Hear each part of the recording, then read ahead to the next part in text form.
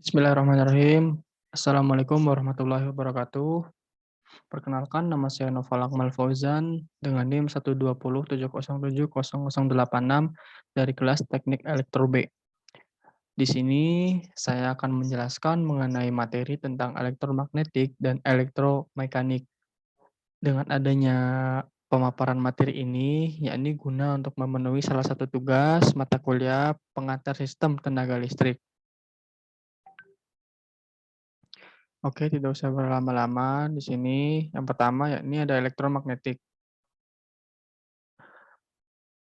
Medan magnet dan medan listrik. Medan magnet terbentuk dari gerak elektron, mengingat arus listrik yang melalui suatu hantaran merupakan aliran elektron, di mana pada sekitar watt hantaran listrik tersebut akan ditimbulkan suatu medan magnet. Nah, medan magnet memiliki arah, kerapatan, serta intensitas yang digambarkan sebagai garis-garis fluks atau garis medan dan dinyatakan dengan gambar simbol pi delta yang ini merupakan fluks dalam besaran Weber. Besaran kerapatan medan magnet dinyatakan dengan banyaknya garis-garis fluks. Nah, menurut Maxwell, medan listrik yang berubah akan menimbulkan suatu medan magnet. Nah, sementara itu, Faraday berpendapat bahwa perubahan medan magnet menimbulkan medan listrik, di mana biasanya dikonsepkan pada suatu kawat yang dialiri listrik yang dililitkan pada suatu besi. Nah, di situ biasanya menimbulkan suatu medan magnet. Nah, dengan demikian keterkaitan antara medan listrik dan medan magnet akan menimbulkan atau menyebabkan timbulnya suatu gelombang elektromagnetik. Nah, buat gelombang elektromagnetik itu biasanya memiliki beberapa sifat-sifat. Yang pertama yakni merambatnya tidak memerlukan suatu medium, yakni dapat pada suatu ruang hampa. Lalu yang kedua, suatu gelombang elektromagnetik tidak dibelokkan oleh medan listrik maupun medan magnet. Artinya tidak dapat dibelokkan oleh medan listrik dan medan magnet. Selanjutnya, gelombang elektromagnetik termasuk ke dalam gelombang yang pembiasan, interferensi, dan difraksi dan polarisasi. Lalu semua spektrum gelombang elektromagnetik pula memiliki kecepatan yang sama dan hanya tergantung pada mediumnya. Nah, di sini ada kuat medan merupakan intensitas medan magnet yang dinyatakan dengan besarnya fluksi sepanjang jarak tertentu, di mana eh, merupakan kuat medan dalam ampere per meter. Nah, kerapatan medan B dan maupun kuat medan H merupakan besaran vektoris yang mempunyai besaran dan arah yang besarnya. Ini sama dengan mu kali H, yang dimana mu delta merupakan permeabilitas dalam Henry per meter. Nah, dalam elektromagnetisme, permeabilitas biasanya merupakan ukuran kemampuan suatu material untuk menunjang terbentuknya medan magnet dalam material tersebut. Dapat dikatakan juga bahwa derajat magnetisasi yang sebuah material dapat dalam respon eh, terhadap suatu medan magnet. Nah, artinya konstanta permeabilitas juga dikenal dengan konstanta magnetik atau permeabilitas ruang hampa adalah ukuran besarnya hambatan yang muncul ketika membentuk medan magnet atau dalam ruang hampa klasik. Nah, permeabilitas pada ruang bebas udara juga memiliki nilai 4 dikali pi dikali 10 pangkat minus 7 Henry per meter. Biasanya material yang memiliki permeabilitas tinggi ini yakni seperti besi dan nikel, yang dimana material tersebut merupakan material yang bersifat ferromagnetik atau kuat dalam eh, menempel. Menempel itu kuat dalam ketika didekatkan kepada magnet. Yang dimana besaran fluksnya itu digambarkan dengan persamaan sama dengan P sama dengan integral dikali B dikali D per A dikali A. di mana dA adalah unsur luas. Nah, terlihat bahwa pada gambar di bawah ini, yakni merupakan suatu inti besi yang dililitkan suatu kumparan atau kawat yang diberi tegangan, yakni volt, dan terdapat sebuah arus. Nah, ini tuh termasuk ke dalam lilitan primer. Nah, biasanya di sini tuh ada lilitan sekunder, di mana, eee, biasanya juga terdapat dalam konsep trafo.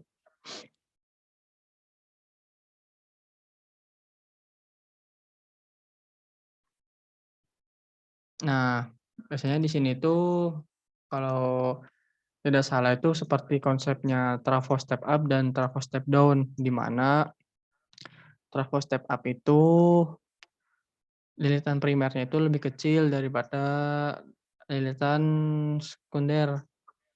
Lalu tegangannya pun yang ada di dalam input-nya itu lebih kecil daripada tegangan yang di sekunder ataupun output. Nah, jika mau di-step up-kan atau dinaikkan, itu perlu memerlukan lilitan ataupun tegangan di daerah sekunder yang lebih besar. Sedangkan kuat arusnya di primernya itu lebih besar kuat arus input-nya daripada kuat arus output-nya. Nah, begitu juga sebaliknya untuk trafo step down, di mana jumlah lilitan pada primer lebih besar daripada jumlah lilitan pada sekunder.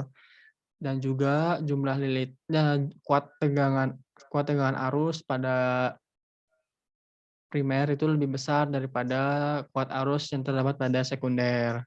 Dan juga, eee maaf, tegangan input-nya itu lebih besar daripada tegangan output-nya, sedangkan kuat arusnya itu lebih kecil daripada kuat arus output-nya, di mana lilitan itu dilambangkan dengan N, lalu tegangan itu disimbolkan dengan V dan kuat arus itu disimbolkan dengan I.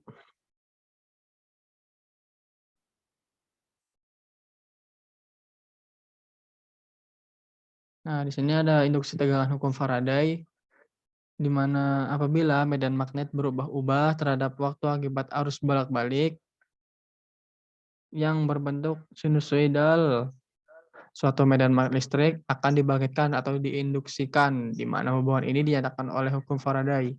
Pada gambar di atas tadi merupakan medan magnet yang berubah-ubah pada inti besi yang menghasilkan GGL atau gaya gerak listrik.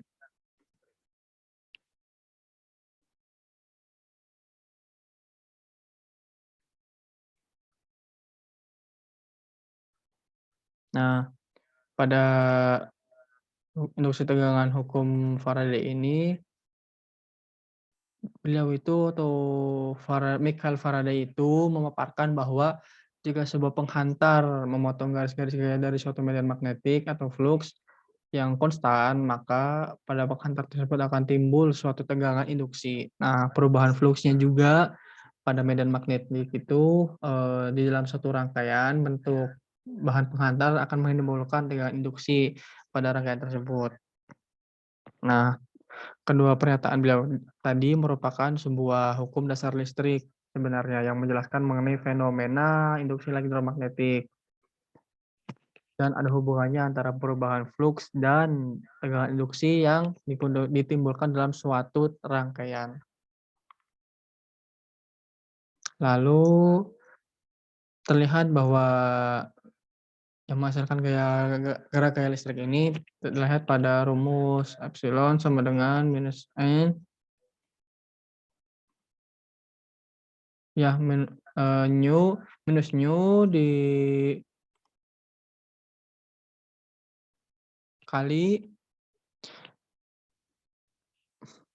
D dikali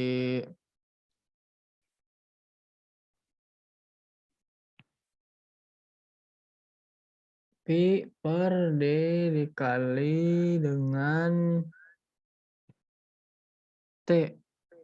Nah, itu dikali dengan tau, yang di mana itu sama dengan minus D dikali lambda per D dikali tau atau T. Nah, selanjutnya di mana lambda itu sama dengan nu dikali P merupakan flux linkage. di mana P merupakan menyatakan harga flux yang berubah-ubah terhadap waktu.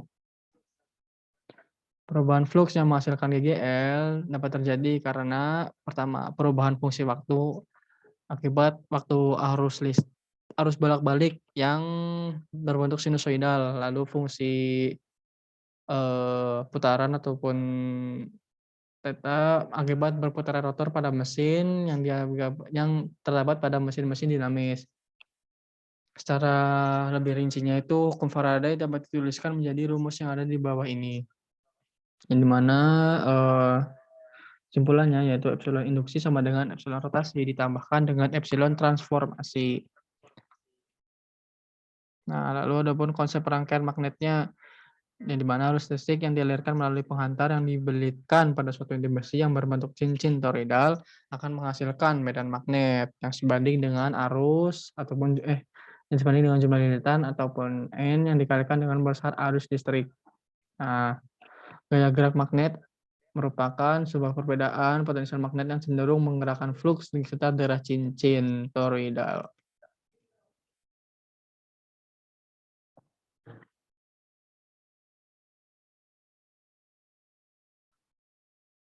Nah, di sini pun ada intensitas medan magnet. Ini seperti kita ketahui hukum Ampere. Nah, hukum Ampere ini biasanya, eee, ada suatu ideologi yang di mana bahwa gaya akan dihasilkan oleh arus listrik yang mengalir pada suatu penghantar yang berada di antara medan magnetik. Yang di mana hal ini juga merupakan kebalikan dari hukum yang sebelumnya, yakni hukum Faraday. Yang di mana Faraday memprediksikan bahwa tegangan induksi akan timbul pada penghantar yang bergerak dan memotong medan magnetik. Nah, bahwa hukum Ampere ini sering diaplikasikan ya pada mesin-mesin listrik, di mana biasanya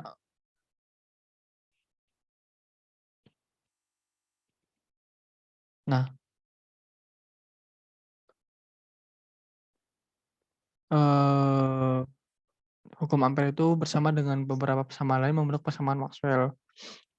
Lalu dalam proses konversi energinya pun menyangkut mesin dengan elemen bergerak ataupun berputar, seperti transducer ataupun motor. Pada besinya atau core akan terdapat celah udara. Melalui celah tersebut dapat berlangsung proses konversi dari energi listrik ke energi mekanik, ataupun sebaliknya. Itu tuh merupakan konsep dasar dari elektromekanik. Jadi seperti ini, elektromekanik itu dapat mengubah dari energi listrik menjadi energi mekanik dan juga, sebaliknya. Nah, lalu di sini ada elektromekanik ya, yang pertama itu ada konversi energi elektromekanik. Konversi energi baik dari energi listrik menjadi energi mekanik tadi yang sudah saya jelaskan, ataupun sebaliknya. Contohnya itu ada generator ataupun motor. Nah, energi yang diubah dari satu sistem ke sistem lainnya, misal dari sistem energi listrik ke sistem energi mekanik, ataupun sistem energi mekanik ke sistem energi listrik. Bisa juga menjadi energi kinetik dan lain sebagainya. Nah, nanti itu akan disimpan pada suatu medium, biasanya itu terbentuk pada medan magnet.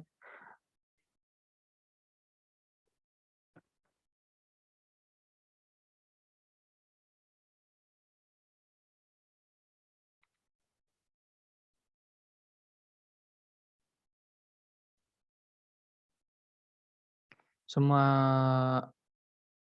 energi listrik dan energi mekanik tadi mengalir ke dalam mesin, dan halnya sebagian kecil saja dari energi listrik dan energi mekanik yang dapat mengalir keluar mesin ataupun terbuang biasanya, ataupun disimpan di dalam mesin itu sendiri. Sedangkan energi yang terbuang akan diaplikasikan dalam bentuk panas.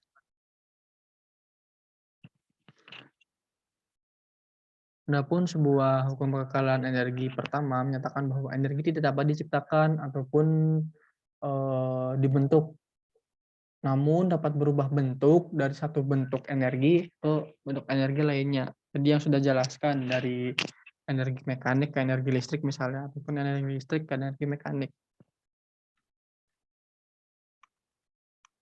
Nah, Prinsip pada konversi energi mekanik ini sebenarnya, dapat diketahui bahwa pada gambar yang sebelumnya tadi ya, yang di atas ini. Nah, itu tuh merupakan sebuah pembacaan bahwa tanda positif menunjukkan energi yang masuk. Nah, lalu adapun, sedangkan tanda negatif merupakan energi yang keluar, yaitu output-nya. Panas yang dihasilkan pada suatu mesin sedang melakukan proses selalu tanda negatif. Sedangkan untuk energi yang tersimpan, yang ini tanda positif, biasanya menunjukkan peningkatan energi yang tersimpan. Keseimbangan dari bentuk-bentuk energi di atas tergantung dari nilai efisiensi mesin dan sistem pendinginnya. Itu lebih ke sistem teknisnya lagi, ini akan lebih jelaskan. Nah, dengan melihat hukum kekalahan energi tersebut, proses konversi energi elektromekanik dapat dinyatakan sebagai di bawah ini nih. Nah, ini hanya berlaku ketika proses konversi energi sedang berlangsung dalam keadaan dinamis yang transien. Untuk keadaan lunak, di mana flux merupakan harga yang konstan, maka persamaan tersebutlah muncul. Nah, lalu ada gaya gerak listrik, di mana sebuah konduktor digerakkan tegak lurus sejauh ds memotong suatu medan magnet dengan kecepatan flux ataupun medan magnet B. Maka perubahan flux pada konduktor dengan panjang efektif D adalah D dikali P sama dengan B dibagi ds. Dari hukum Faraday diketahui bahwa gaya gerak listrik merupakan persamaan ini. Nah, arah daya gerak listrik ini ditentukan dengan aturan tangan kanan. Nah, di sini dapat saya jelaskan ya bahwa aturan tangan kanan itu sebenarnya cukup mudah dipahami, di mana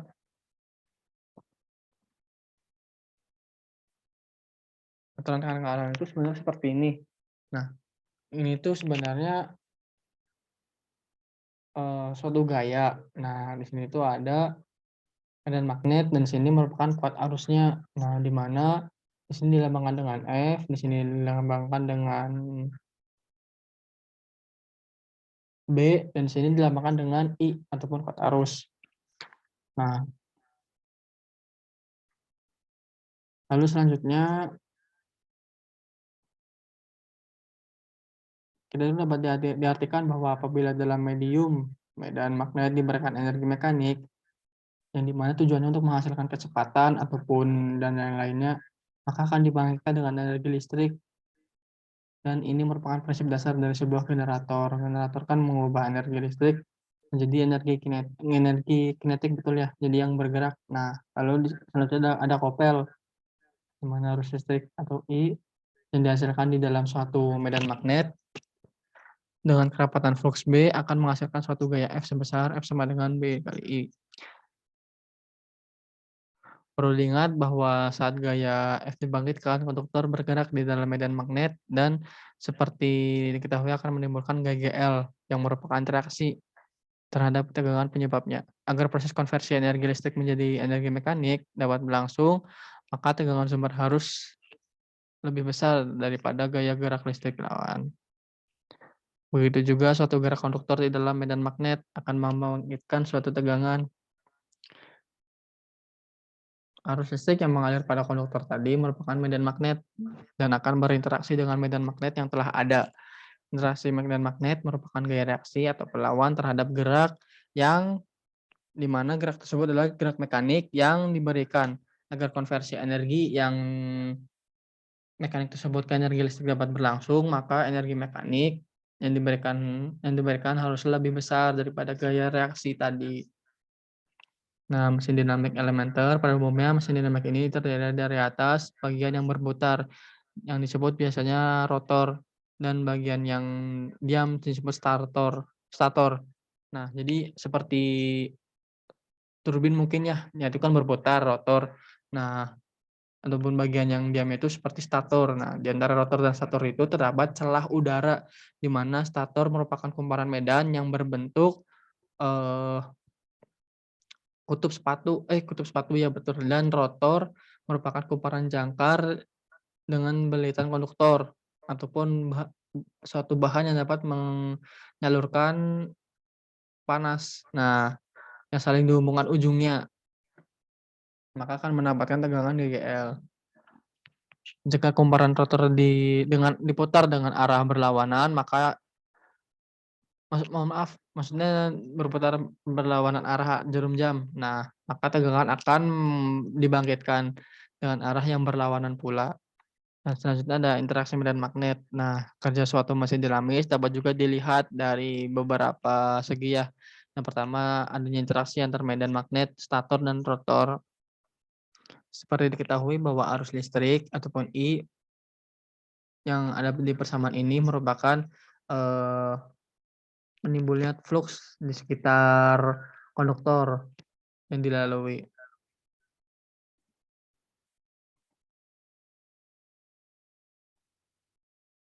Nah, di sini ada derajat listrik yang dimana pada setiap satu kali putaran mesin, tegangan induksi yang ditimbulkan dapat menyelesaikan P dikali dibagi 2 kali putaran. Maka untuk apabila untuk mesin 4 kutub, satu kali putaran mekanik mesin di mana 360 derajat itu satu kali putarannya, berarti sama dengan 2 kali putaran. Jadi 360 dikali 2 gitu. Adapun frekuensi dari persamaan di atas ini merupakan bahwa untuk setiap satu siklus tegangan listrik yang dihasilkan mesin telah menyelesaikan P dibagi 2 kali putaran. Karena itu frekuensi gelombang tegangan adalah frekuensi sama dengan P dibagi 2 dikali N per 60. Kecepatan sinkron untuk mesin arus bolak-balik biasanya dinyatakan dengan Ns sama dengan 120 frekuensi kali P. Jadi misalnya untuk generator sinkron nih, yang bekerja dengan frekuensi 50 putaran per detik akan mempunyai jumlah kutub yang di P sama dengan 2. Maka kecepatan permutar mesin tersebut adalah Ns sama dengan 120 dikali 5 dibagi 2, ini 3000 RPM. Nah, eh, jadi dapat kita ulang lagi ya bahwa GGL itu atau EMF merupakan perbedaan potensial listrik ataupun tegangan antara kutub-kutub sumber listrik. Jadi perbedaan antara kutub utara dan selatan yang biasanya adalah pemicu flux magnetik dan magnetik dalam rangkaian magnetik. Dalam fisika juga biasanya GGM, gaya gerak magnet itu dinyatakan bahwa besaran yang muncul pada persamaan flux magnetik dalam rangkaian mekanik dikenal dengan nama hukum Hopkinson. Nah, besaran ini merupakan karakteristik benda tertentu yang dapat memunculkan besaran ataupun medan magnetik. Baik, sekian yang dapat saya sampaikan. Mohon maaf apabila terdapat kesalahan kata maupun perbuatan. Wabillahi taufiq wal hidayah. Wassalamualaikum warahmatullahi wabarakatuh.